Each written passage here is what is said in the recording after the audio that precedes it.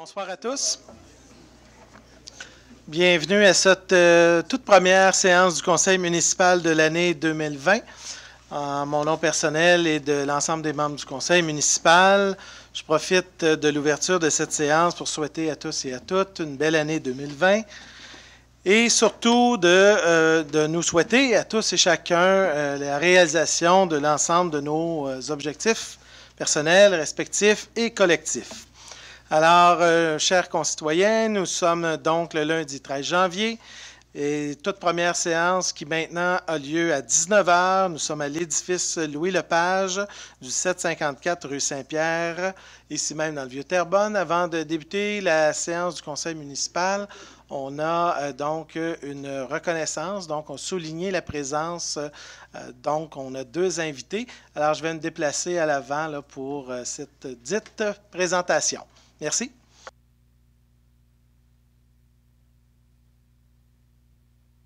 Bonsoir à toutes et à tous et bienvenue à cette séance du conseil municipal de la ville de Terrebonne.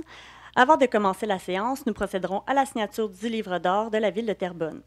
Nous avons l'honneur d'avoir avec nous ce soir Mme Janie Richard, de même que M. Martio Vinicius Polino Silvera.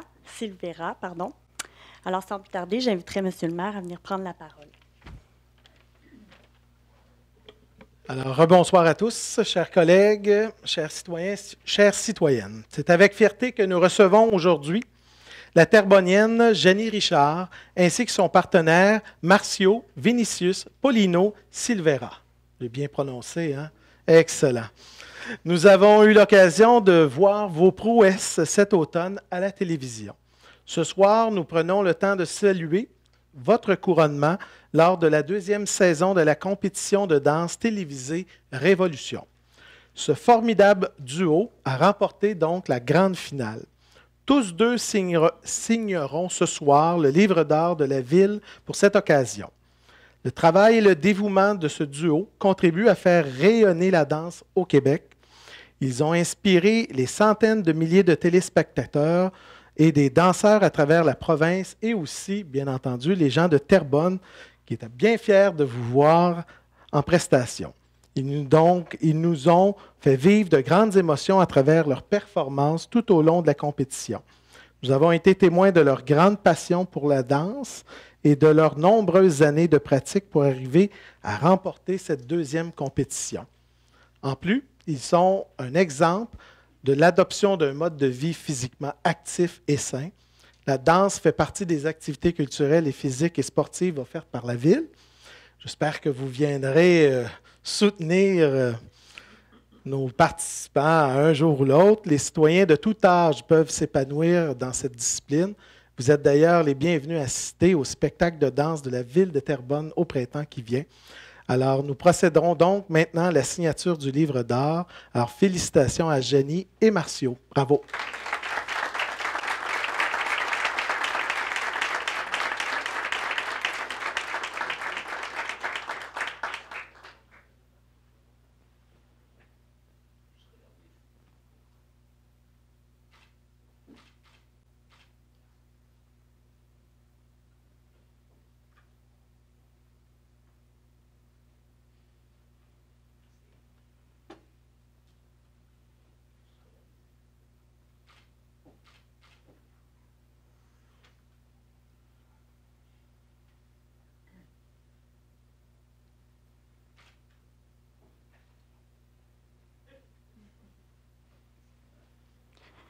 J'inviterai également Mme Nathalie Ricard, présidente de la Commission de la culture, du patrimoine et du tourisme, à venir à l'avant pour la prise de photo de groupe.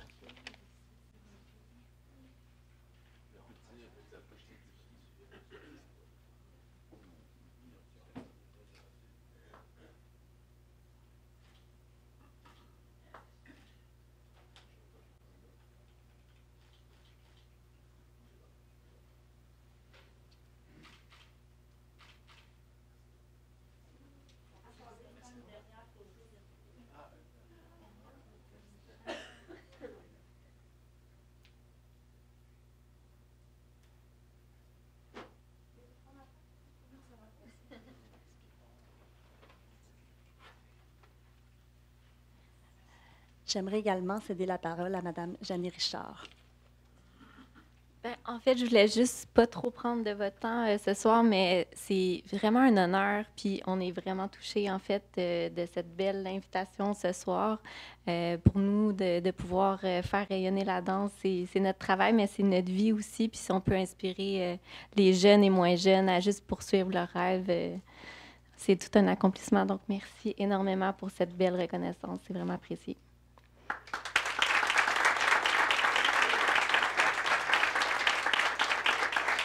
Je vous remercie, Monsieur le maire. Je vous remercie, Madame Richard. Je vous remercie également de votre présence. Alors, ceci conclut la signature du livre d'or. Maintenant, nous allons débuter la séance du conseil municipal. Merci.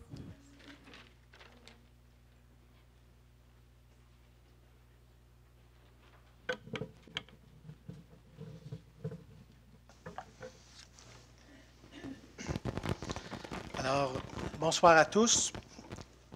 Ouverture de la séance du conseil municipal qui est proposée par Mme Nathalie Ricard, appuyée par M. Robert Brisebois.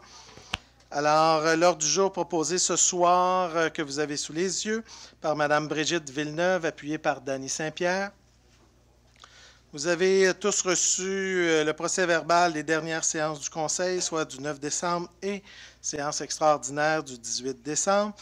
Alors, les deux procès-verbaux sont adoptés par M. Simon Paquin, appuyé par Éric Fortin.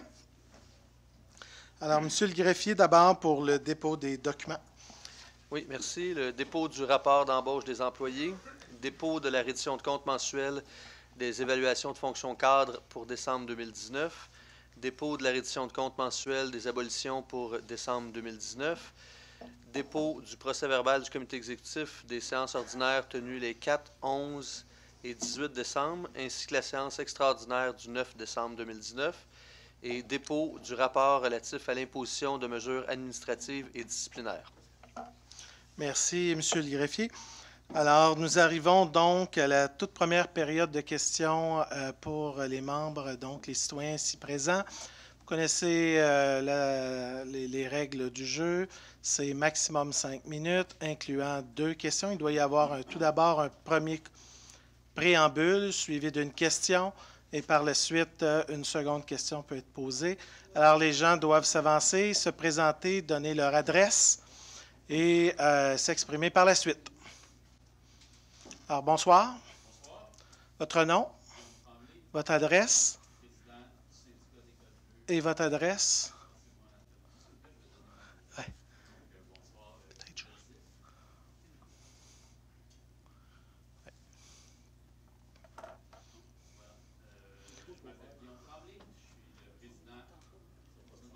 Je pense que le micro... Est-ce que ça fonctionne? Oui, là, ça fonctionne Voilà. bien. Je recommence. Bonsoir tout le monde. Guillaume Tremblay, président du syndicat des employés manuels de la Ville de Terrebonne, représentant l'École bleue et les surveillants concierges. Je réside au 2164 de la rue Fontainebleau à Mascouche. Bienvenue. Merci. Donc, je suis ici ce soir au nom de l'intersyndicale de Terrebonne, accompagné de mes collègues présidents des autres groupes de travail de la Ville. Donc, pour la première fois dans l'histoire de notre ville, l'entièreté des syndicats représentant les employés municipaux se sont réunis afin de s'unir, mais surtout de s'organiser pour se porter à la défense des services publics à Terrebonne. Donc, l'intersyndicale, comme je le disais, réunit l'École bleue, les surveillants concierges, l'École blanc, les brigadières scolaires, les employés de la piscine municipale, les policiers et les pompiers. Donc, les employés professionnels qui sont en attente d'une accréditation syndicale sont également impliqués avec nous dans ce regroupement.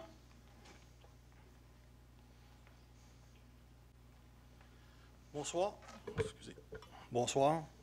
Mon nom est Patrick Lepage, président de la Fraternité des policiers de Terrebonne. Nous voulons vous réitérer notre message à vous, les élus. Nous avons décidé de nous mobiliser. C'est pour informer la population de nos inquiétudes sur les coupures de services et non sur les conditions de travail. D'ailleurs, la majorité des membres de l'intersyndicale ne sont pas en négociation actuellement. Ce qu'on veut, c'est de protéger nos services. En tant que travailleurs et citoyens, nous tenons à offrir des services de qualité à la population. En 2015, c'était plus de 91 % des citoyens qui étaient satisfaits de leurs services. Aujourd'hui, vous avez publié un sondage qui nous apprend que ça a diminué de 11 %. Ce n'est quand même pas rien. Il y a un constat clair qui émane du sondage mené par la Ville de Terrebonne. Les citoyens sont extrêmement satisfaits du service offert par les employés municipaux. 9 personnes sur 10 saluent la qualité des employés qui leur répondent, notamment sur leur courtoisie, leurs compétences et leur empressement à répondre. En revanche, les citoyens sont moins satisfaits du délai requis pour obtenir un service, c'est-à-dire qu'il y a un problème au niveau des ressources disponibles.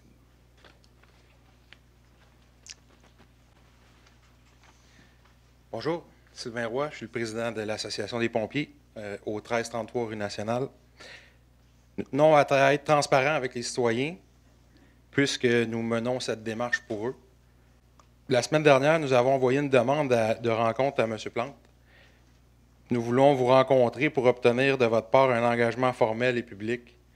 Nous voulons prévenir toute coupure dans les services, toute coupure de poste et toute restructuration qui pourrait, comme conséquence, faire diminuer la qualité de ces services que nous sommes en mesure d'offrir à nos concitoyens. Lorsqu'on s'attarde une minute à l'historique de M. Marcoux au passage à Montréal et à Québec, on ne peut que s'inquiéter de ce qui attend la Ville de Terrebonne. Notre inquiétude qui est la source de notre démarche. Initialement, à Montréal, c'était plus de 2200 postes en 4 ans que prévoyait couper M. Marcoux. Ce genre de politique-là, à Terrebonne, on n'en veut pas. Chantal Riopel, présidente du syndicat d'École Blanc. Monsieur Plante, nous sommes heureux que vous ayez décidé d'accepter de nous rencontrer et nous souhaitons que vous serez en mesure de prendre cet engagement public envers nos services municipaux, celui d'empêcher votre directeur général de faire ce qu'il a fait partout ailleurs avant, couper et restructurer les services publics en réduisant considérablement la qualité. D'ici là, nous vous adressons une première demande ce soir et nous espérons que les services publics sont une priorité pour vous et que vous pourrez y répondre favorablement. Nous demandons de vous engager ce soir à rétablir la traverse scolaire à l'intersection Vaillant et de Grandchamp à l'école Esther Blondin afin que nos enfants ne soient pas les dommages collatéraux de la coupure d'un poste à 13 000 $. Merci. Alors, bonsoir. Parce que là, je présume qu'il y a beaucoup de questions qui m'ont été posées. Alors, je vais tenter d'y répondre le plus rapidement possible. Alors, effectivement, je confirme avoir accepté, en compagnie du directeur général et des membres de la direction, vous rencontrer au cours des prochaines semaines. Ce sera intéressant de définir tous ensemble un ordre du jour. Alors, je vous ai répondu très rapidement. Et sachez que je serai toujours ouvert, ainsi que mes collègues membres du conseil municipal, à écouter les suggestions et les propositions. Plusieurs éléments ont été soulignés dans les différentes interventions et je veux me permettre d'y répondre et être très clair envers la population de Terrebonne. Tout d'abord, je veux réitérer qu'en juin dernier, l'exécutif de la Ville de Terrebonne a entériné un plan quinquennal de la main-d'œuvre pour lequel nous nous sommes engagés au cours des 5 prochaines années à maintenir au total le même nombre d'employés à la Ville de Terrebonne.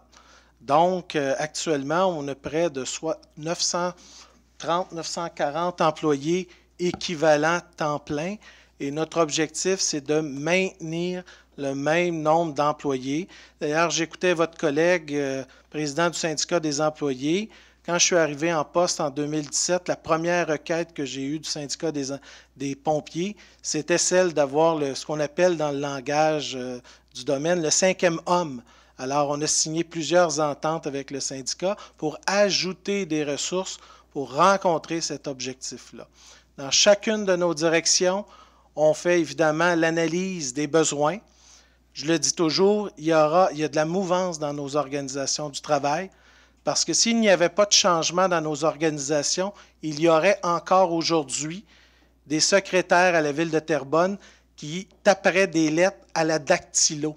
Alors, le monde du travail change et il faut faire évoluer aussi notre organisation du travail. Autre aspect que je veux souligner, nous avons à Terrebonne d'excellentes conditions de travail et je pense qu'on ne va pas tous les énumérer ce soir, mais on est actuellement en discussion avec plusieurs des syndicats pour renégocier notre prochaine convention. Mais dès le départ, avec nos cols bleus et policiers, il faut quand même dire que nos employés ont de 10 à 12 % globalement une rémunération supérieure quand on les compare avec les 9 autres grandes villes du Québec. Ensuite, plusieurs de ces employés, la majorité des employés de la ville, ont jusqu'à 18 jours fériés. Alors, donc, et là, je pourrais continuer avec les journées de maladie, les fonds de pension et les différents éléments. Nous avons de bonnes conditions et nous allons les maintenir et on va discuter et on va négocier. Ce étant dit, notre objectif, je tiens à le rappeler, c'est des services plus performants. Ce sont des services qui correspondent aux besoins des citoyens. Quant à l'enjeu de la brigadière dont vous faites état, je tiens tout d'abord à vous dire que depuis septembre dernier, vous savez, il y a eu une analyse qui a été faite par le service de police à partir de règles édictées par le ministère de la Sécurité publique. Je tiens à vous dire que depuis septembre dernier, ni l'école, ni le conseil d'établissement, ni même les parents qui fréquentent ou qui pouvaient utiliser cette intersection que vous nommez, n'a en 4 mois fait une intervention auprès du conseil municipal. Il y a quelques semaines, pour des raisons très personnelles, il y a une brigadière qui est arrivée en retard et comme maire, j'ai reçu plusieurs courriels et appels téléphoniques. Mais pendant 4 mois, personne ne m'a interpellé, ni même moi, ni même les membres du conseil municipal. Et là, j'exclus évidemment les représentants syndicaux. Personne. Alors aujourd'hui, ce que je vous dis pour l'enjeu de la brigadière, on est en période d'évaluation. Il y a une nouvelle école primaire qui s'en vient sur du plateau. Il y aura peut-être une nouvelle brigadière qui va s'ajouter, donc une croissance de services. Mais aujourd'hui, pour la décision qui a été prise à partir de critères recommandés par le service de police, celle-ci sera maintenue parce qu'il n'y a pas aujourd'hui de justification de revenir en arrière. Merci. Je comprends que le temps est Oui. réitéré, qu'on est ici pour la conservation des services publics et non pas pour nos conditions de travail. Je le répète parce que vous vous tapez sur ce clou-là, puis on n'est pas ici pour ça. Mais on partage le même objectif. Tous les membres du Conseil sont ici parce qu'ils croient profondément aux services municipaux. Toute ma vie, j'ai travaillé dans le secteur, avec le secteur public. Je crois profondément à l'importance de la qualité des services publics. Mais je tiens quand même à vous dire qu'en 2017, les membres du Conseil qui se sont fait élire, leur slogan, c'était pas du statuquo.com, c'était du changement.ca. Et nous avons pris l'engagement de revoir un certain nombre d'éléments pour qu'il y ait aussi une meilleure performance organisationnelle. Et nous allons justement le faire. Et en bout de piste, je suis convaincu que les gens vont en avoir plus pour leur argent. Ça étant dit, on aura l'occasion de se rencontrer bientôt.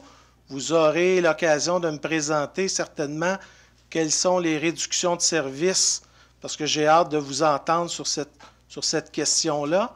Mais gardons notre concentration sur cette éventuelle discussion plutôt que d'échanger en 5 minutes lors d'une séance du Conseil. Merci. Bonsoir. Bonsoir. Je pensais que la période des questions était à la fin, là, en tout cas. Alors maintenant, c'est un changement depuis 2 ans. Alors, Bonsoir, M. le maire. Bonsoir, Madame et Monsieur les conseillers. Je suis Luc Forgette, au 1600 Chemin Comtois à Terrebonne. Je veux vous parler du règlement 737 sur le permis de brûlage qui a été adopté le 18 décembre 2019. Avant, on avait 1 mois gratuit. Aujourd'hui, c'est 20 piastres par jour. Pourquoi? Selon le département des incendies, on ne peut pas prévoir d'avance une journée à cause de la température. Moi, je le fais le samedi pour ne pas incommoder le parc industriel, parce que le vent s'en vient se bosser. Le département des incendies est fermé le samedi, donc tu ne peux pas avoir de permis le samedi. Il faudrait pouvoir avoir un permis à 20 piastres pour 1 mois.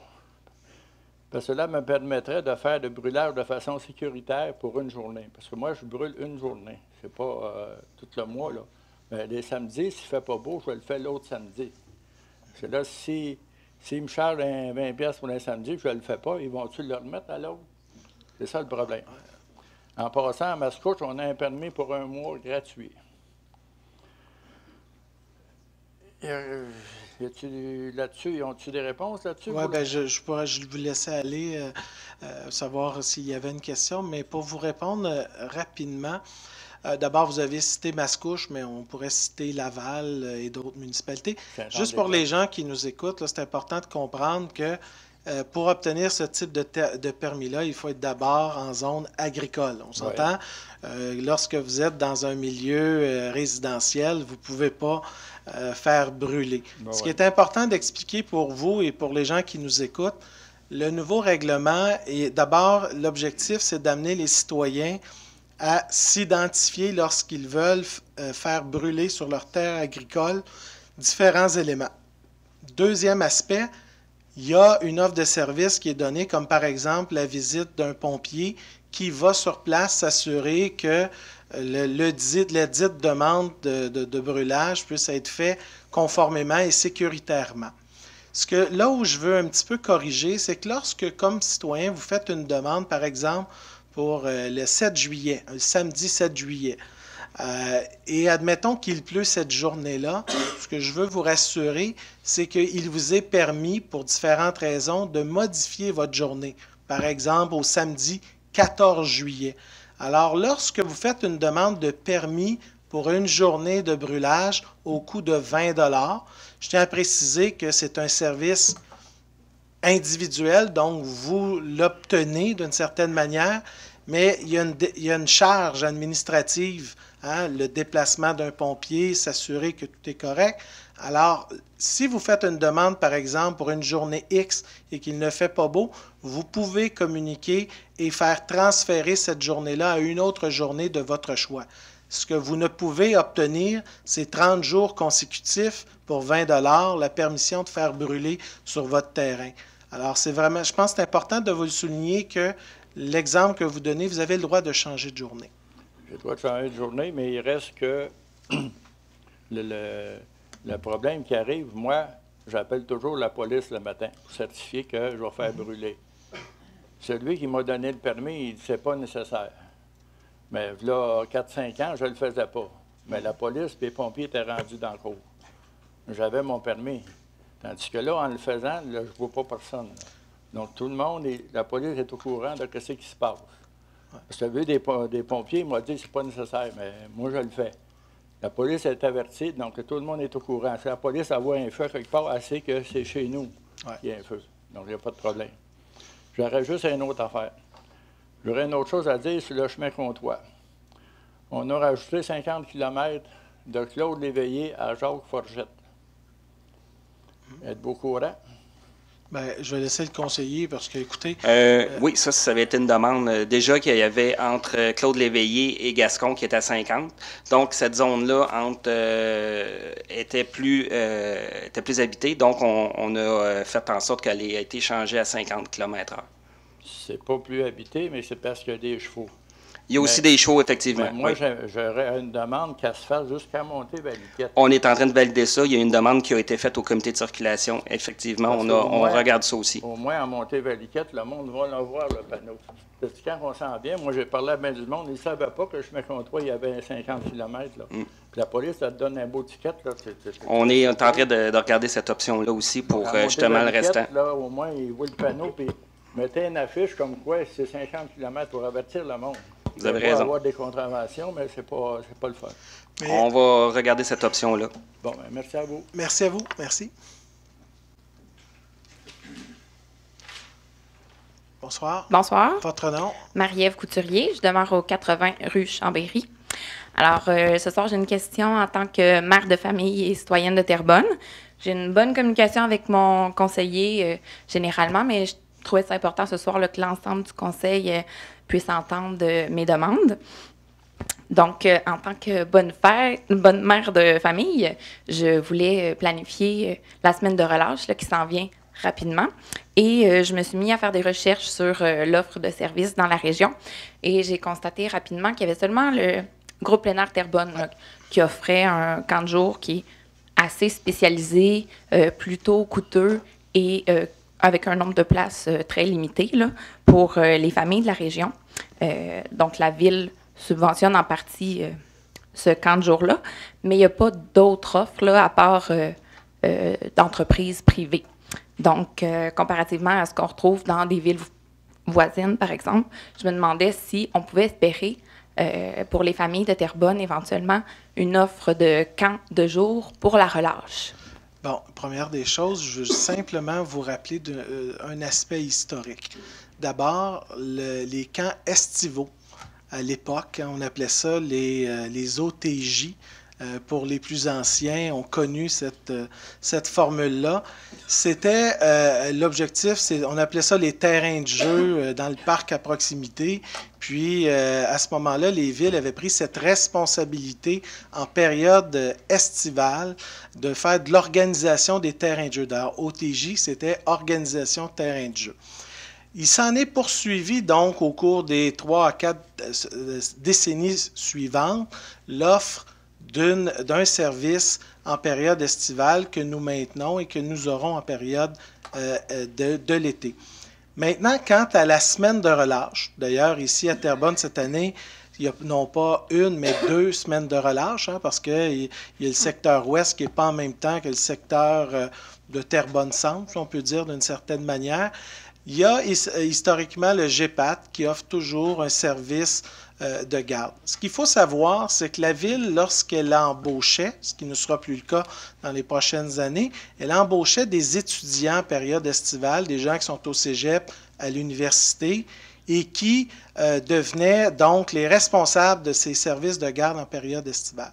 Il faut savoir que leur congé scolaire universitaire et collégial ne concorde pas avec la semaine de relâche des jeunes. Ce qui fait que d'une certaine manière, comme ville, on avait, et toutes les villes au Québec ont cette difficulté-là, on n'a tout simplement pas de personnel qui sont aux études à ce moment-là. Ce qui fait qu'on se retrouve à développer un service qui va être beaucoup plus coûteux qu'en période estivale. Mais moi, si demain matin, il y a une forte demande à cet égard, puis je tiens quand même à préciser là, que la période, la relâche scolaire, beaucoup de parents vont, et on le voit, vont soit prendre quelques journées de congé, vont eux-mêmes prendre une semaine de congé, ou même vont partager avec les grands-parents, parce que certains vont trouver des solutions, donc, pour aménager une semaine de vacances. Maintenant, s'il y a des gens qui se retrouvent, pour différentes raisons, loin des grands-parents, difficultés parce qu'ils n'ont pas 6 semaines de vacances par année, bien, à ce moment-là, lorsqu'il y aura une demande, on pourra l'évaluer. Mais à ce moment-ci, j'entends votre suggestion, mais pour faire vivre un service de garde, il faut qu'il y ait un volume beaucoup plus imposant parce que pour nous, comme ville, il en demeure pas moins qu'on investit déjà près d'1 million de dollars et plus pour le service de garde en période estivale, qui historiquement n'a jamais été une responsabilité municipale, mais on s'en est occupé. Quelqu'un pourrait poser la question, pourquoi le réseau scolaire ne s'occupe pas d'avoir un service de garde en période de la semaine de relâche, considérant que leurs ressources sont déjà disponibles et utilisent les mêmes écoles? Je pose cette question-là parce qu'elle m'apparaît quand même assez importante parce que nous, on n'a pas des ressources qui sont préparées pour une seule semaine qui est en fin février. Alors, il y a vraiment une structure d'organisation qui n'est pas évidente. Alors, moi, je ne vous dis pas non aujourd'hui, mais avant de dire oui, il va falloir savoir dans quoi on s'embarque et pour combien. Je vous laisse la deuxième question, Lizzie. Oui, parfait. Ben, j'ai bien noté ce que vous m'avez dit. En tout cas, c'est un beau projet. Donc, c'est ça. Pour la deuxième partie, comme vous l'avez mentionné, maintenant, les camps de jour estivaux vont être sous-traités là, par une compagnie privée. Fait que je me demandais, parce que j'ai entendu un peu cette inquiétude-là là, autour de moi, est-ce que les familles de Terrebonne là, peuvent s'attendre à un maintien au niveau du nombre de places, des tarifs, La même et chose. même au niveau du salaire des employés, tout va être pareil et va rester pareil au cours des prochaines années? Non, mais la première des choses, je tiens à vous dire que l'appel de soumission, donc pour le choix, fixait, les salaires des employés, 2, les employés vont avoir le même T-shirt, le même nom. Là. Ça s'appelle les fripouilles. Va être la même affaire. Les gens vont s'inscrire le même nombre de places dans les mêmes installations et peut-être même qu'il va en avoir d'autres, là, parce qu'on a de nouvelles écoles qui se construisent. Alors, le même nombre de places, les animateurs de camp de jour qui étaient là l'an dernier vont être référés pour embauche avec la nouvelle structure. Et en bout de piste, ça va être dans les mêmes installations. Ça va être le même appariteur de la ville qui va s'occuper de l'école l'été ou presque. Ça va être le même monde. Alors, en bout de piste, au niveau des tarifs, puisqu'on s'était déjà avancé, la bonne nouvelle, c'est que vous allez payer le meilleur tarif de partout sur la Couronne Nord. Il n'y a aucune ville qui va offrir un tarif plus bas que celui de Terrebonne. D'ailleurs, je tiens quand même à le souligner, on a un tarif qui est excessivement bas, puis là-dessus, j'entends pas beaucoup de parents se plaindre. Malgré les ajustements qu'on a eus ces dernières années, on est parmi les plus bas. Et moi, j'ai mes enfants, mon garçon va toujours à l'école primaire, puis quand je le regarde dîner à la maison, ça me coûte 42 $ par semaine.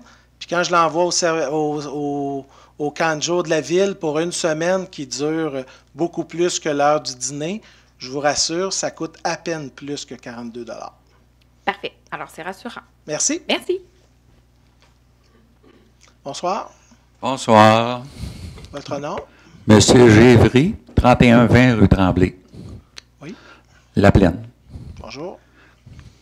Moi, c'est pour une question de sécurité. À l'intersection des rues, des entreprises et Gascon. Ouais. Là, il y a un bouton pour faire traverser soit les étudiants ou d'autres personnes. Là.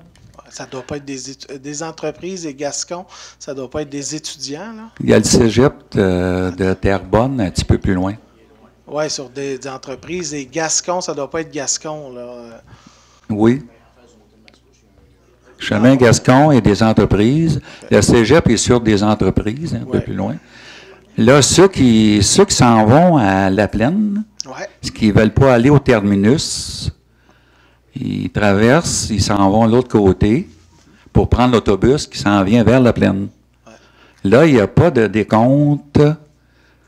Il y a un bouton, mais c'est plus ou moins bon. Il n'y a pas de décompte pour laisser le temps aux personnes de traverser. Il faudrait savoir si c'est possible d'arranger ça. Est-ce que vous avez formulé une requête au comité de circulation? Non, mais je crois qu'ici, il doit y avoir quelqu'un qui... Non, bien en fait, ce soir, vous pouvez nous... On peut faire le tour de chacune des intersections, mais il y a un processus, il y a un formulaire que vous devez remplir lorsque vous avez une suggestion. Et à ce moment-là, ça pourrait être traité par le comité. Et ce soir, on ne fera pas ça live en séance tenante. Si c'est une plainte, c'est à soir? Non, mais que ce soit une plainte ou quoi que ce soit, on ne vous donnera pas une autorisation ou non à votre proposition. Il faut l'analyser. Alors, je présume que vous croyez à l'importance de votre proposition. Alors, on va en tenir compte, mais on vous demanderait peut-être de la formuler directement auprès du comité de circulation en appelant la ville. Puis on va vous aider, on va prendre vos coordonnées, mais on ne fera pas ça ici ce soir. Ouais. Parce que vous comprenez, vous imaginez si quelqu'un venait à la séance publique et disait « Moi, je veux un stop à mon intersection. » Puis là, les membres du conseil se regardaient et disaient « Parfait, on va lui donner son arrêt stop. » Je veux dire, ça n'aurait pas de sens. Ça s'est déjà fait. Oui, bien, ça ne se fera plus comme ça. Non. C'est justement, ça ne peut pas fonctionner ici. Là. Il faut vraiment qu'il y ait un travail qui soit un peu plus sérieux. Alors, ce que je vous dis, c'est qu'on va vous donner les coordonnées pour que vous puissiez formuler votre requête, puis elle sera analysée par le comité de circulation. Peut-être juste une petite précision, M. le maire, c'est que cette intersection-là, elle est régie par le ministère des Transports.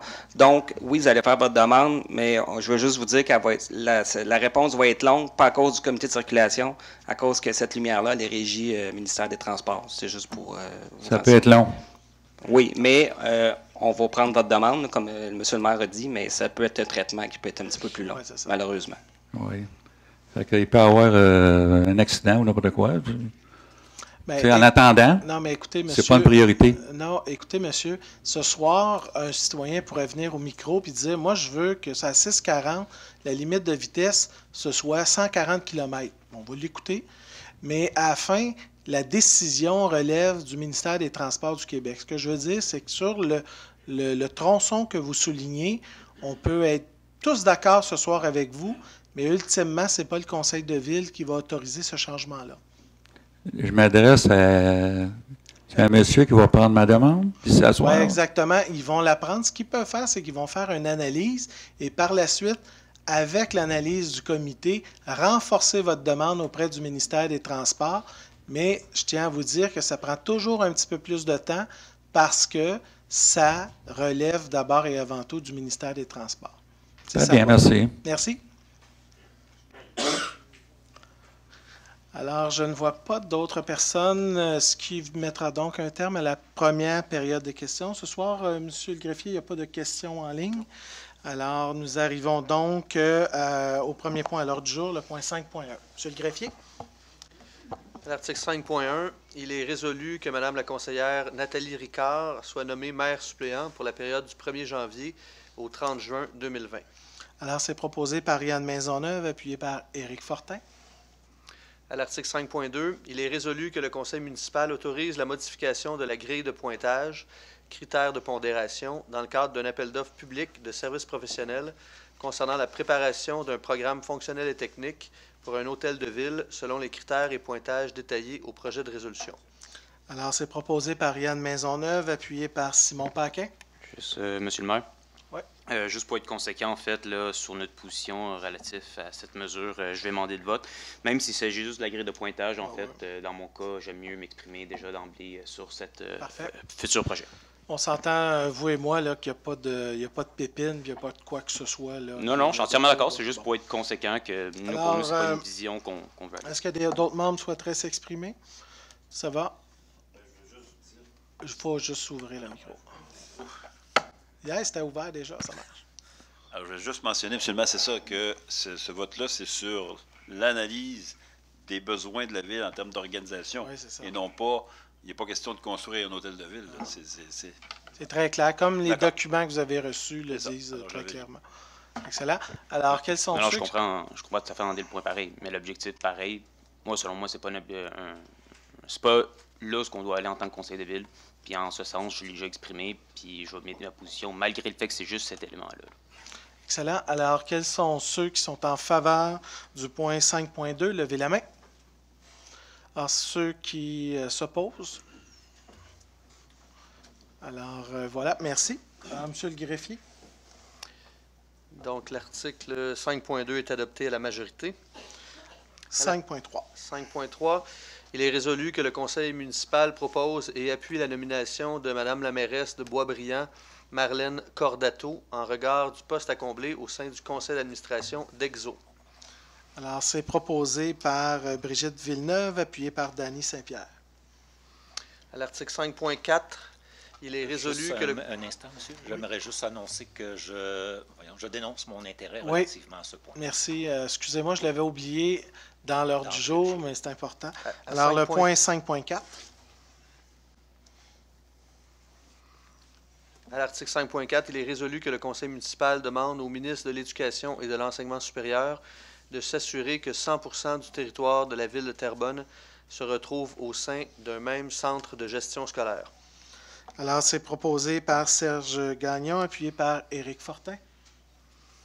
À l'article 5.5, avis de motion est donné et dépôt pour adoption à une prochaine séance du projet de règlement modifiant le règlement numéro 727 décrétant des travaux de stabilisation des berges d'un tronçon du cours d'eau Ouimet-Gascon afin d'augmenter de 3 028 500 le montant de l'emprunt pour le porter à 8 875 200 $.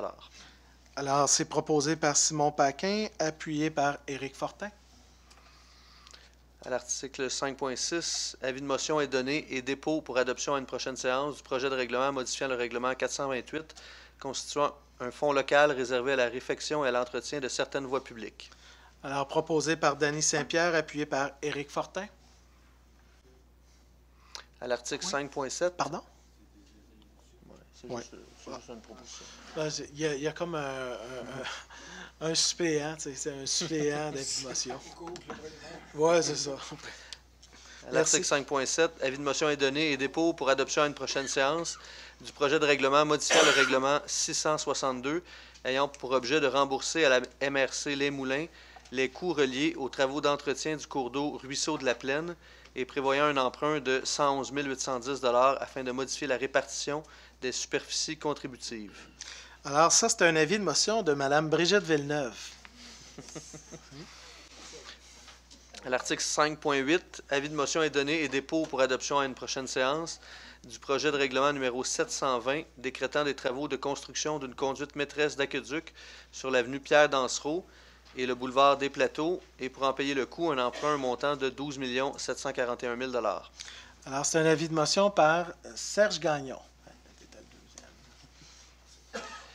À l'article 6.1, il est résolu que les règlements d'emprunt mentionnés au projet de résolution soient financés par obligation et que le terme original des règlements d'emprunt mentionnés au projet de résolution soit prolongé de 8 jours. Alors, c'est proposé par Yann Maisonneuve, appuyé par Simon Paquin. À l'article 7.1, il est résolu que le conseil municipal adopte la politique de développement durable de la ville et que la commission du développement durable, de l'environnement et de la mobilité soit mandatée afin d'assurer le suivi de la mise en œuvre de la politique et de son premier plan d'action. Alors, c'est proposé par M. Yann Maisonneuve, appuyé par Nathalie Ricard. Article 7.2, il est résolu que le conseil municipal autorise l'amendement budgétaire pour fin d'équilibre budgétaire à la direction de l'entretien du territoire, et ce, dans le cadre des activités courantes entourant le paiement des contrats de déneigement aux entrepreneurs pour un montant de 650 000 $. Alors, proposé par Éric Fortin, appuyé par Simon Paquin. À l'article 7.3, il est résolu que le conseil municipal accepte la soumission de la société Instalum pour l'entretien d'éclairage de rues et de feux de circulation pour un contrat d'1 an du 31 janvier 2020 au 30 janvier 2021, le tout pour un montant de 223 650 $. Proposé par Serge Gagnon, appuyé par Danny Saint-Pierre.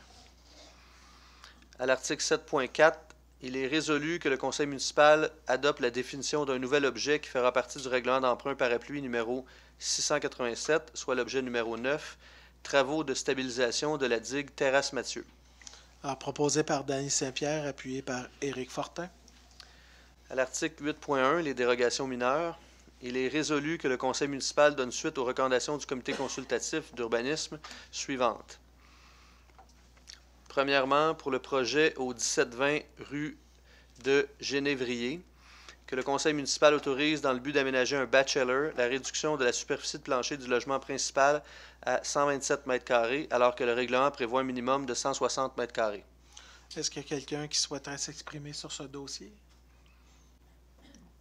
Non. Au point 2, le projet concernant le 4032 rue Robert, que le conseil municipal autorise dans le but d'agrandir un bâtiment principal résidentiel la réduction de la marge latérale gauche à 1,2 m, alors que le règlement prévoit un minimum de 3 mètres. Est-ce que quelqu'un souhaiterait s'exprimer? Non.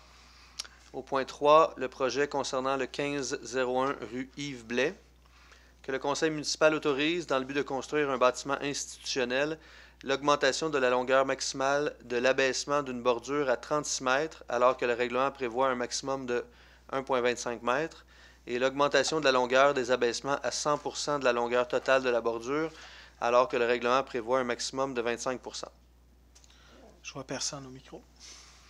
Au point 4, le projet concernant le 4012 rue Caron, que le conseil municipal autorise dans le but d'agrandir une habitation unifamiliale isolée pour l'aménagement d'un logement uniplex, une diminution de la largeur du terrain à 26,9 m, afin de permettre une deuxième entrée charretière, alors que le règlement prévoit un minimum de 30 mètres. Je vois personne au micro. Au point 5, le projet au 235 rue Laurier, que le conseil municipal autorise pour un projet de construction résidentielle multifamiliale de 2 logements, la réduction de la superficie d'implantation au sol à 70,5 m², alors que le règlement prévoit une superficie minimale de 74,3 m², et la réduction de la largeur de la façade à 7,1 m, alors que le règlement prévoit une largeur minimale de 8,5 m. Je vois personne au micro. Au point 6, le projet concernant le 4785 boulevard Laurier, que le conseil municipal autorise dans le but d'agrandir le bâtiment commercial, l'augmentation de la hauteur d'une clôture pour aire d'entreposage extérieur à 3 mètres, alors que le règlement prévoit un maximum de 2,75 mètres, la réduction du nombre de cases de stationnement requis à 228, alors que le règlement prévoit un minimum de 262, et que le conseil municipal refuse, dans le but d'agrandir le bâtiment commercial, que la clôture pour entreposage soit ajourée sur 100 % de sa superficie, alors que le règlement prévoit une superficie maximale de 25 %, l'installation d'une serre pour un usage commercial, alors que le règlement prévoit les serres uniquement pour les usages du groupe habitation, et l'augmentation de la hauteur d'une serre à 5,18 m, alors que le règlement prévoit une hauteur maximale de 3 m pour les serres du groupe habitation. Je vois personne au micro. Allez-y.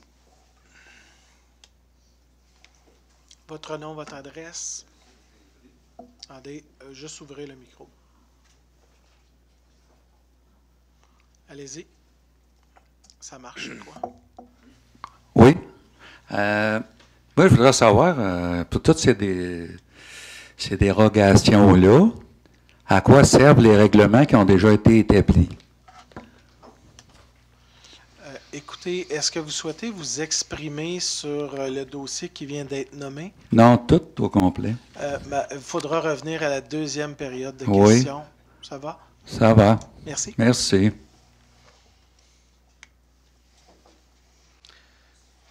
Donc, on poursuit au point 7, le projet concernant le 250 montée des pionniers, que le conseil municipal autorise dans le but de permettre l'augmentation de la superficie et de la hauteur de l'enseigne sur pylône existant, l'augmentation de la superficie maximale à 119 m², alors que le règlement prévoit une superficie maximale de 29 m², et l'augmentation de la hauteur maximale à 25 m², alors que le règlement prévoit une hauteur maximale de 10 m², à la condition suivante, que des aménagements paysagers denses d'une hauteur minimale de 1,2 m soient ajoutés à la base de l'enseigne. Je vois personne au micro.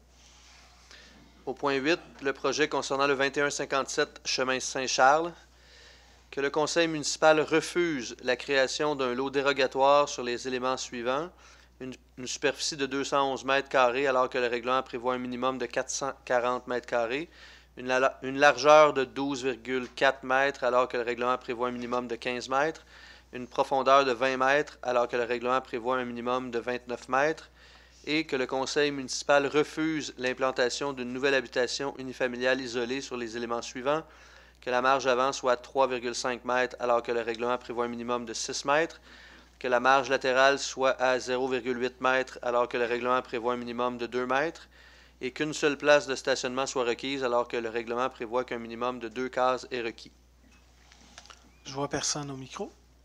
Au point 9, le 2335 et 2345 Côte de Terrebonne, que le conseil municipal autorise l'augmentation de la largeur de l'entrée charretière à 8,5 m, alors que le règlement prévoit une largeur maximale de 7 m.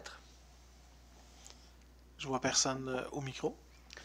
Et dixièmement, le projet concernant le 152 rue Chartrand, que le conseil municipal autorise pour la construction d'une habitation de 4 logements, la réduction d'une aire d'isolement au périmètre du bâtiment à 0,13 m, alors que le règlement prévoit un minimum de 1,5 m, et la réduction de la largeur de la façade d'un bâtiment à 9,7 m, alors que le règlement prévoit un minimum de 12,2 m. Je vois personne au micro. Maintenant, l'article 8.2, les plans... Attendez, ça prendrait un proposeur et un secondaire. Alors, M. Éric Fortin, appuyé par Danny Saint-Pierre, propose l'ensemble des dérogations mineures ce soir. Merci. Alors, en 8.2. Oui. À l'article 8.2, les plans d'implantation et d'intégration architecturale, il est résolu que le conseil municipal donne suite aux recommandations du comité consultatif d'urbanisme du 14 novembre et du 5 décembre 2019 et adopte, à l'égard de chacune d'elles, les recommandations de PIIA énumérées points 1 à 19, telles que plus amplement décrits au projet de résolution. Alors, c'est proposé par Danny Saint-Pierre, appuyé par Brigitte Villeneuve. À l'article 8.3, un usage conditionnel, il est résolu que le conseil municipal, en vertu du règlement numéro 1006 sur les usages conditionnels, autorise pour l'immeuble ci au 3130 boulevard des Entreprises l'usage service de plomberie, chauffage, climatisation et ventilation et l'usage entreposage pour usage commercial tel que présenté au document soumis par le demandeur. Alors, c'est proposé par Éric Fortin, appuyé par Robert Brisebois. À l'article 8.4, également un usage conditionnel, il est résolu que le conseil municipal, en vertu du règlement 1006 sur les usages conditionnels, autorise pour l'immeuble ci au 1151 rue Lévis l'usage vente en gros de pièces et d'accessoires neufs pour véhicules automobiles tel que présenté au document soumis par le demandeur. Alors, c'est proposé par Éric Fortin, appuyé par Jacques Demers. À l'article 8.5, il est résolu que le conseil municipal désigne à titre d'inspecteur régional tous les inspecteurs en urbanisme durable de la direction de l'urbanisme durable et à titre d'inspecteur régional adjoint l'inspecteur-chef de la direction de l'urbanisme durable et que ces fonctionnaires, tels que mentionnés dans la résolution, soient désignés pour l'application du règlement de contrôle intérimaire numéro 147 concernant les zones potentiellement exposées au glissement de terrain. Alors, c'est proposé par Éric Fortin, appuyé par Brigitte Villeneuve.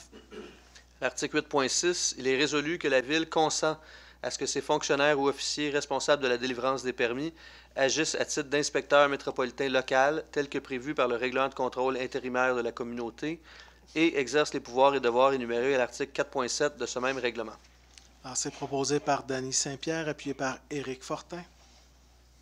À l'article 8.7, il est résolu que le conseil municipal adopte le projet de règlement modifiant le règlement constituant le comité consultatif d'urbanisme, numéro 96, afin d'ajouter les rôles et fonctions du conseil local du patrimoine.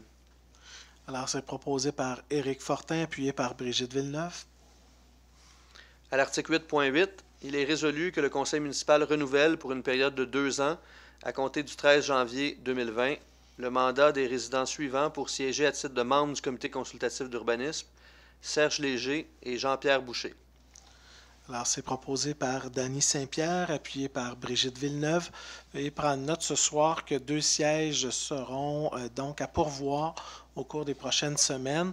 Alors, il y aura un appel de candidature pour le comité consultatif de l'urbanisme.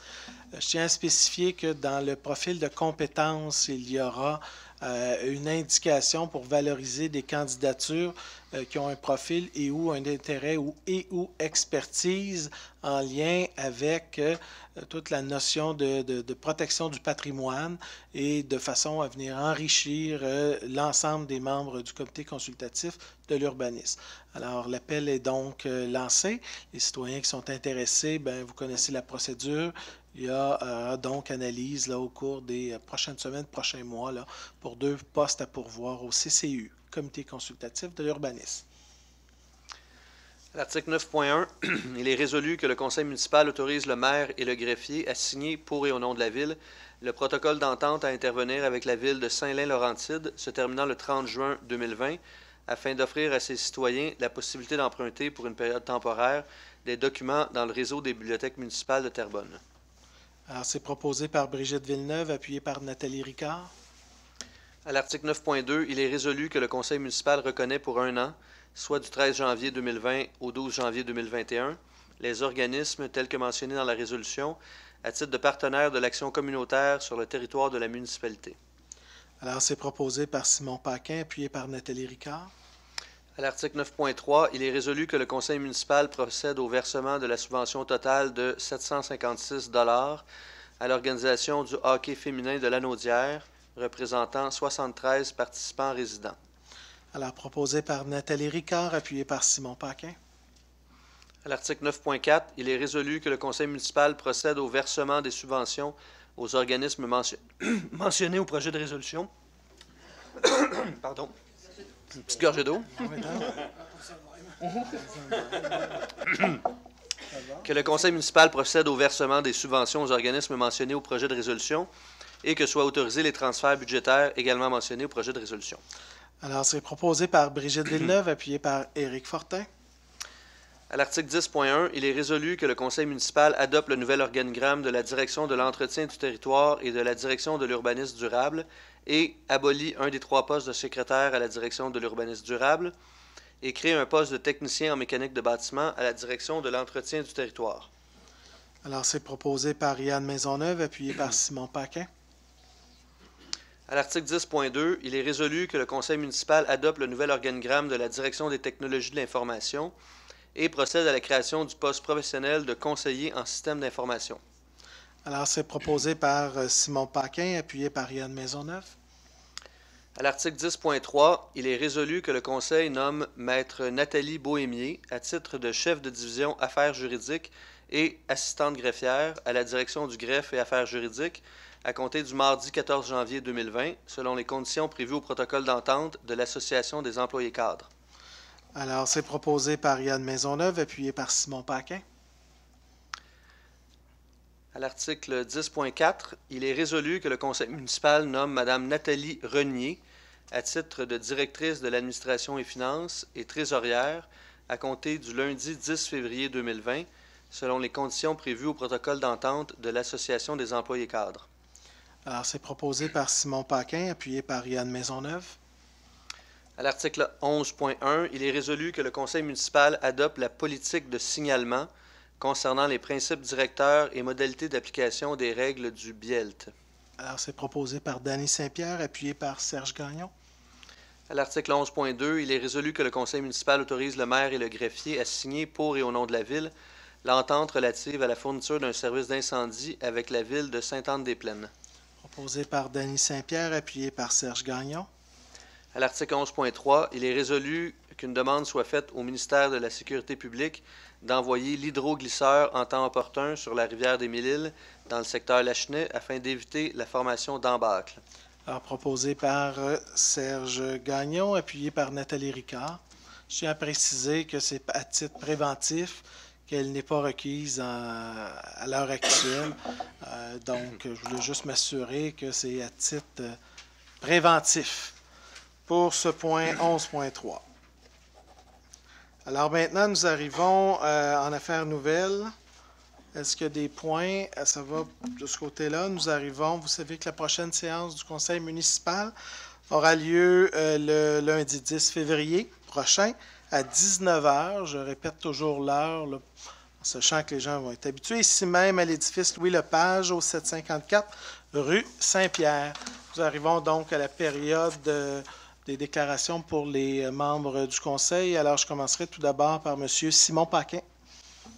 Merci, M. le maire. Dans un premier temps, j'aimerais offrir mes meilleurs vœux pour la nouvelle année à tous les citoyens et citoyennes présentes qui nous écoutent ici ou à la maison.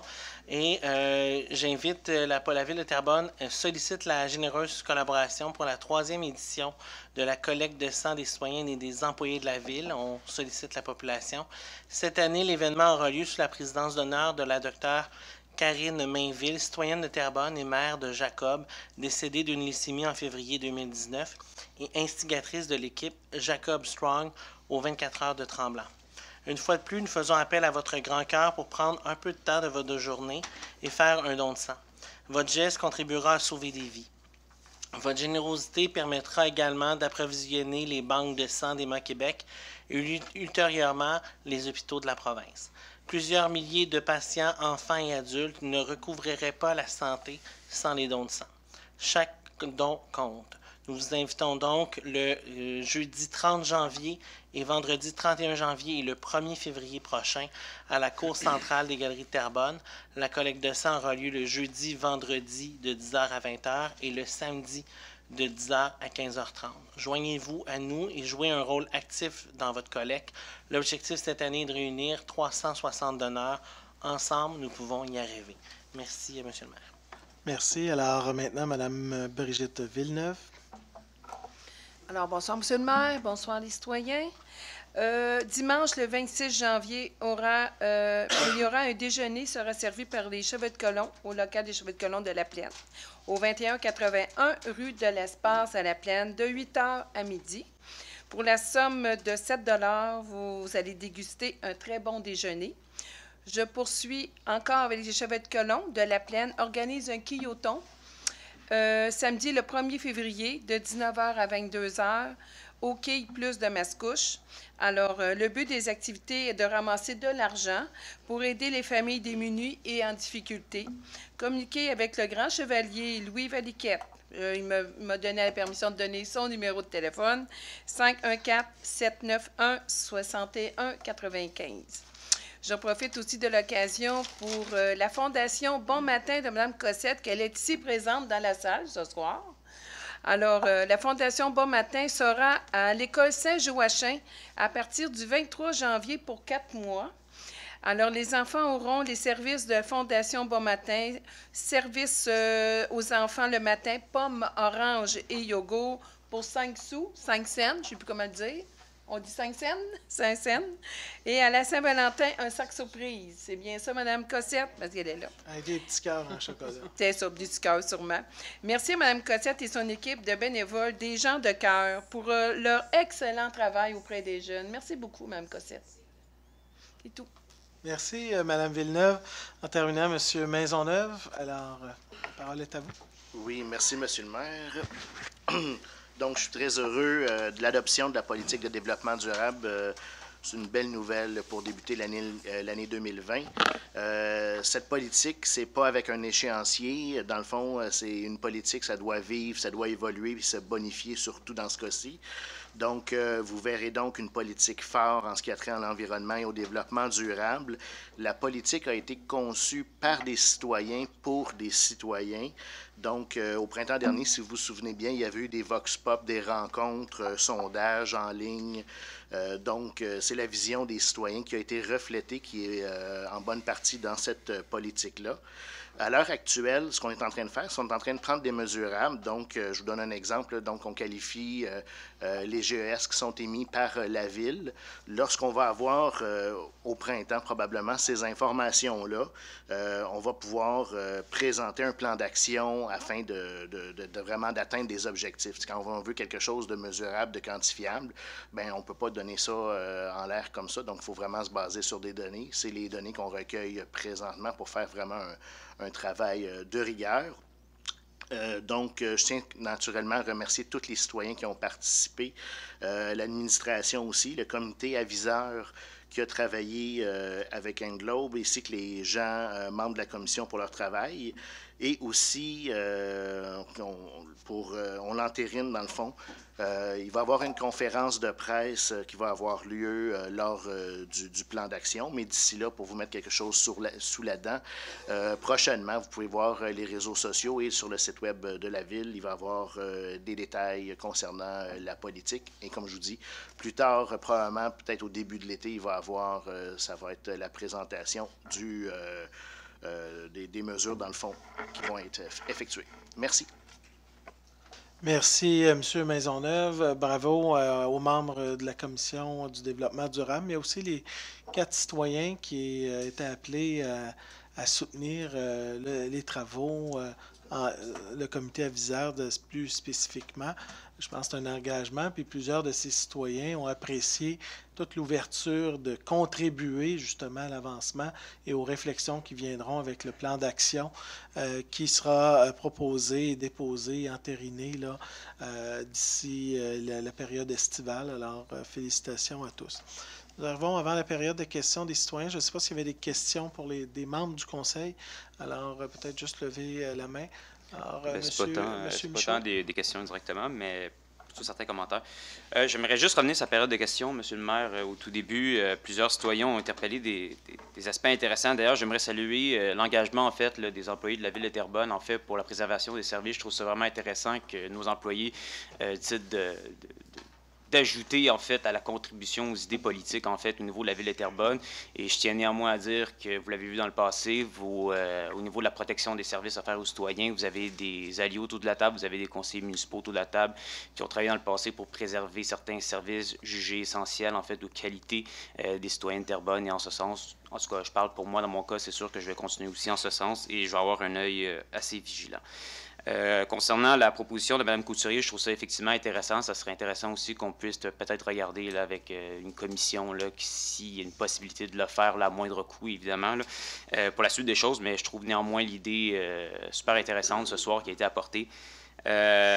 Ensuite, pour la politique de développement durable, je me suis exprimé tantôt, M. le maire, là, je suis content de savoir qu'il y a un plan d'action parce qu'honnêtement, au niveau de la politique, je trouve que c'est une politique qui est néanmoins assez bonbon, là, il manque de mordant. Et vous savez néanmoins que nous sommes à une période cruciale en ce moment, puis c'est l'enjeu numéro 1, je pense, que de tout citoyen aujourd'hui au niveau de cet élément-là. Et si je peux apporter ma contribution, en fait, au niveau du plan d'action, ça va me faire plaisir aussi d'y contribuer. Certainement, j'ai plusieurs idées en ce sens. Mais comme je vous dis, et comme je dis ce soir, j'espère qu'on ne va pas s'en tenir seulement à cette simple politique-là, parce que, je l'ai dit à la blague tantôt, même un climato-sceptique l'aurait approuvé. Mais néanmoins, je pense qu'on peut aller beaucoup plus loin. Et nous avons une occasion en or, en fait, comme conseil municipal, puis surtout avec la nouvelle année qui commence, de faire une contribution énorme, en fait, à notre société, à notre communauté ici à Terrebonne au niveau de l'environnement. Puis je pense que c'est un devoir collectif que nous avons pour la suite des choses. Donc, c'est une invitation à mon collègue Yann Maisonneuve pour la suite des choses, là, si jamais on peut continuer à travailler ensemble pour faire avancer l'environnement. Merci. Merci. Est-ce qu'il y a d'autres interventions des membres du Conseil? Alors, nous arrivons donc à la deuxième période de questions. Alors, les gens qui souhaiteraient s'avancer, poser leurs questions. Nom et adresse. Hélène Michaud, secteur La Plaine. Monsieur le maire, j'aimerais vous faire part d'un petit texte que j'ai écrit en relation justement avec le développement durable et une situation qu'on vit, nous, les Plénois, et en relation avec l'étalement urbain. Donc, on sait que c'est un débat chaud présentement et j'aimerais pouvoir vous faire part de ceci. Donc, ça dit, la municipalité peut réaliser un objectif en matière de développement et cela prenant en considération la protection de milieux naturels, d'espaces verts ou de milieux aquatiques. Le corridor de biodiversité est un espace naturel protégé qui permet à toute espèce animale ou végétale présente de pouvoir bénéficier d'un espace vital pour survivre, se déplacer sans contrainte majeure due au développement urbain. Terrebonne a payé le prix fort de 71 millions cette année dans son plan budgétaire pour aménagement des corridors écologiques.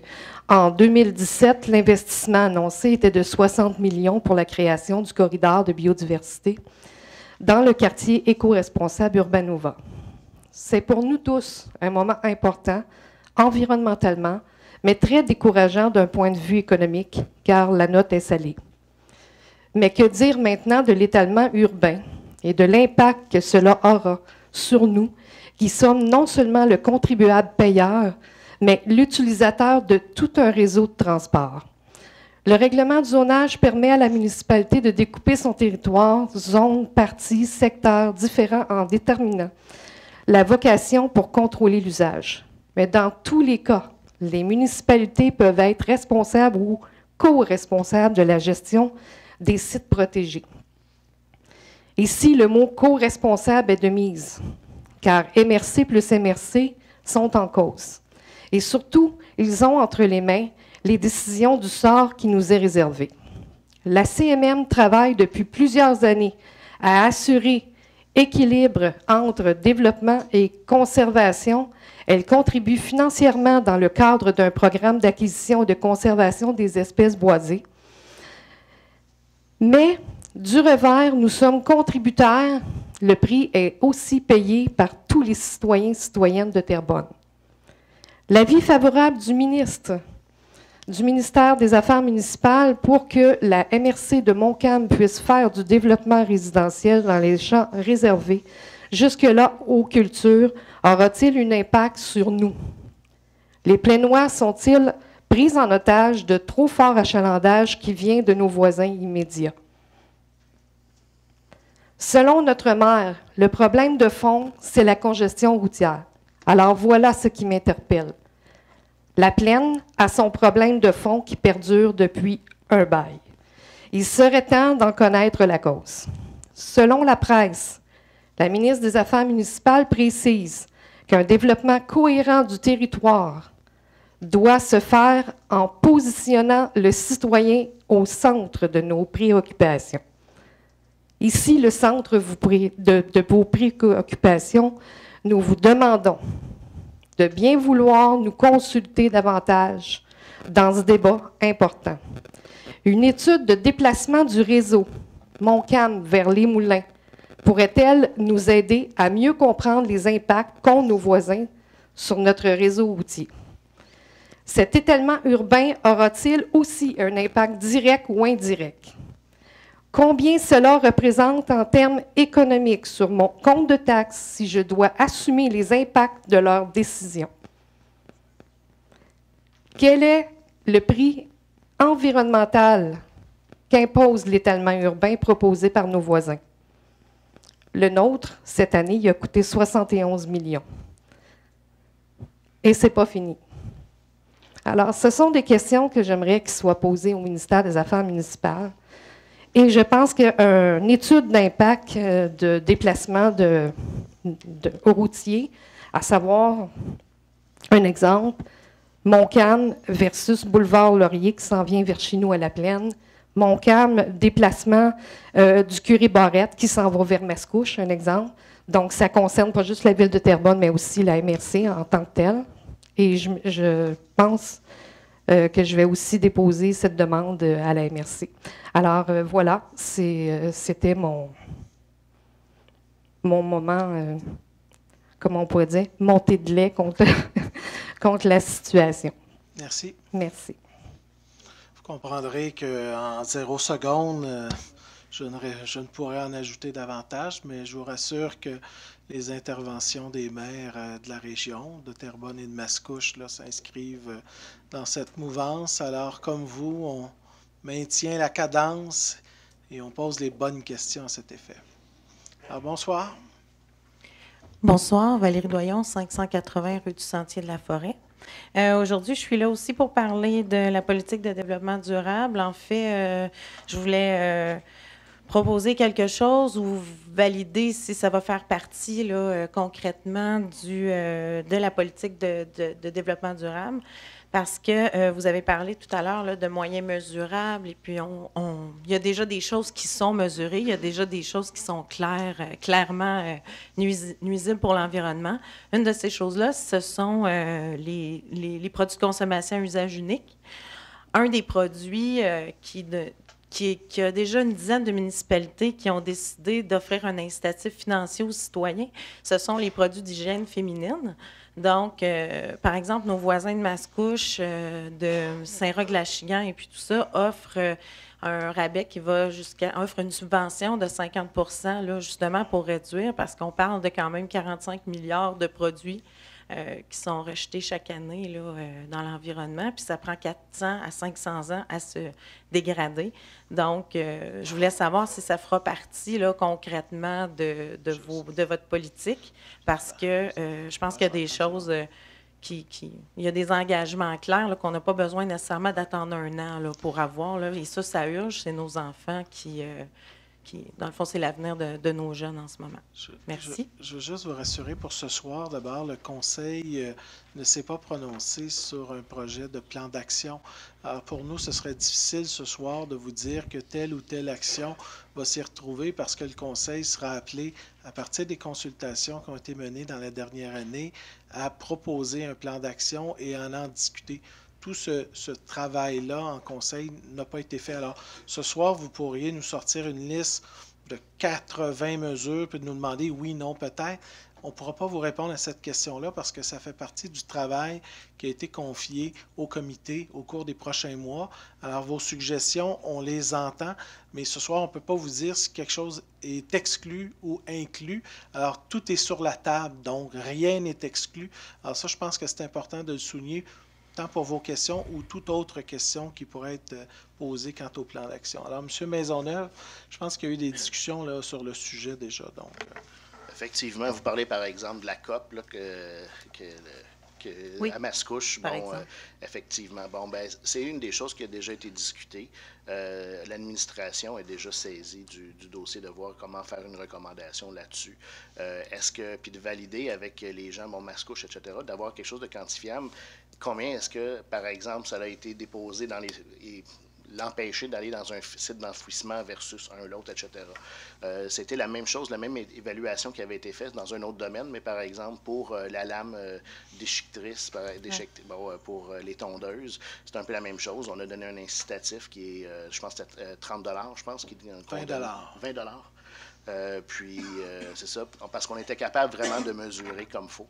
Donc, on savait que c'était la meilleure chose à faire. Donc, ça a été présenté, on l'a accepté. Et pour ça, c'est fort probable que ça soit dans les prochaines choses que vous allez voir pour la politique. Parfait, parce qu'en même temps, il y a un mouvement en ce moment avec plusieurs. Il y a une pétition qui circule, c'est au niveau, c'est tout le Québec. Là. Donc, c'est pour ça qu'il y a déjà 10 municipalités qui sont. Donc, je ne vois pas pourquoi on attendrait encore un an pour ça. Je souhaite que ce soit avant. Mais on n'a pas dit qu'on attendrait un an. Parfait. Merci. Et en même temps, ce qu'on dit, c'est qu'il y a un plan d'action qui va être réalisé. Alors, je pense que ce serait important qu'on ne mette pas la charrue avant les bœufs. Et surtout, il faudrait surtout éviter, c'est que si chaque personne arrive avec sa mesure, le comité, lui, doit élaborer un ensemble, donc un plan d'action qui est structuré. Alors, on ne fera pas une discussion à la pièce de ce que l'un veut ou l'autre. Ce n'est pas une politique de chacune des préoccupations individuelles de chacun de nos citoyens. C'est une politique pour l'ensemble de la ville de Terrebonne. Alors, je veux vous assurer qu'on entend vos suggestions et celles-ci feront l'objet de décisions par les membres du conseil.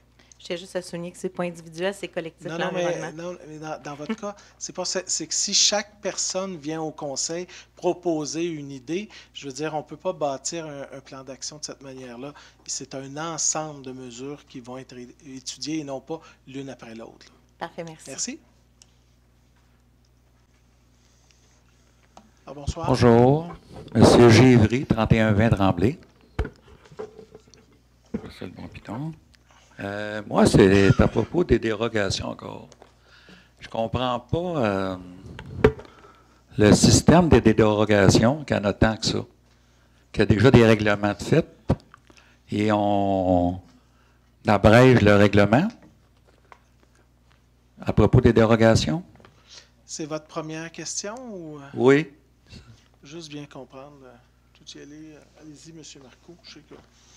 Alors, je peux vous assurer que l'administration est bien consciente du problème que vous soulevez aujourd'hui. C'est pour ça que la direction générale a recommandé au comité exécutif à la fin d'août, début septembre, de créer un chantier spécifique sur toute la révision de la réglementation, les réglementations d'urbanisme. Parce que la direction générale a noté comme vous qu'à chaque conseil, ou à presque chaque conseil, il y a beaucoup de dérogations mineures. Il y a beaucoup aussi de PIA, c'est-à-dire un programme d'implantation et d'intégration architecturale spécifique, là, habitation par habitation, commerce par commerce, etc. Et l'esprit d'une réglementation d'urbanisme, pour être équitable face à tout le monde, de façon générale, c'est d'établir des règles qui s'appliquent à un ensemble dans un territoire donné, une zone donnée. Alors, votre préoccupation de dire qu'il y a beaucoup trop de dérogations mineures d'analyser et d'accorder à la Ville, qu'il y a beaucoup trop de cas particuliers où des demandes de zonage prennent la forme d'un programme PIIA, c'est-à-dire programme d'implantation et d'intégration architecturale, et ainsi de suite. Alors, il y a un chantier qui a été créé sur lequel mes deux collègues directeurs généraux adjoints, M. Larrivée et M. Turcotte, et moi, siégeons avec le directeur de l'urbanisme, M. Larue, et Mme Éliane Lessard, qui était là tantôt pour répondre aux questions s'il y en avait eu des citoyens. Alors, on veut revoir l'ensemble de la réglementation avec deux objectifs. Le premier, c'est de simplifier la réglementation, parce que plus une réglementation est complexe, plus ça prend du délai avant d'émettre les permis, d'analyser les demandes. Et le deuxième objectif, c'est d'enlever du discrétionnaire. Actuellement, par les dérogations mineures et par le programme, le PIA, il y a beaucoup plus de discrétionnaire dans l'analyse de chaque demande, plutôt que du normatif qui s'applique à l'ensemble d'une zone ou à l'ensemble du territoire. C'est exactement ce que nous avons le même diagnostic que vous, et c'est exactement ce que nous sommes en train d'examiner depuis le début octobre. Et normalement, d'ici la fin du printemps étant le 21 juin.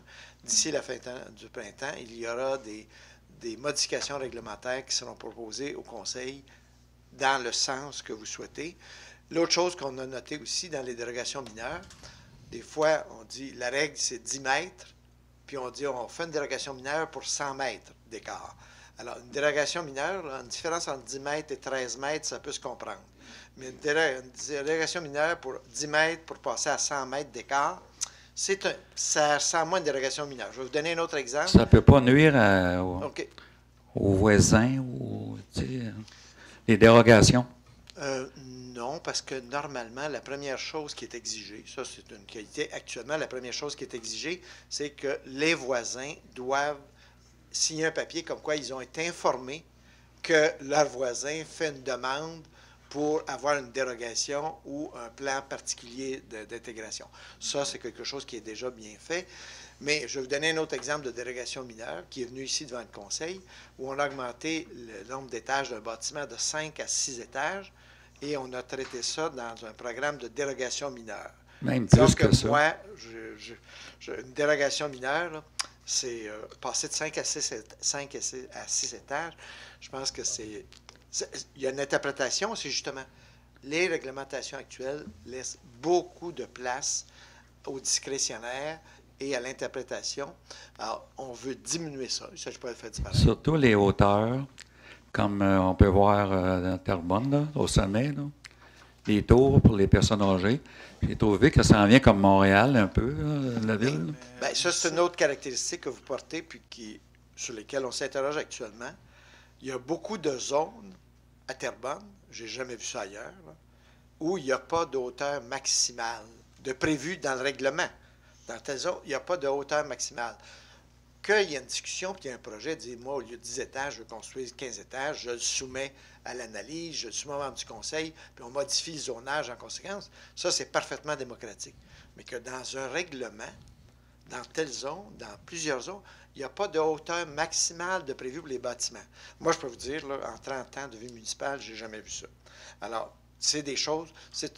Ces éléments-là que vous avez portés à l'attention du Conseil ce soir, je peux vous assurer que c'est exactement... On a exactement les mêmes préoccupations de vous et on est en train de l'examiner avec le service de l'urbanisme. Ça fait longtemps que ça fonctionne comme ça. Oui, je comprends, mais là, ce soir, on ne fera pas l'histoire de la ville de Terrebonne. Nous, on est en place depuis 2 ans. Il y a un chantier qui est actuellement en action. Et là, je vois que le 5 minutes est terminé. Oui. Et donc, votre 5 minutes est terminé. Oui, OK. Merci. Vous aussi. Merci. Merci beaucoup.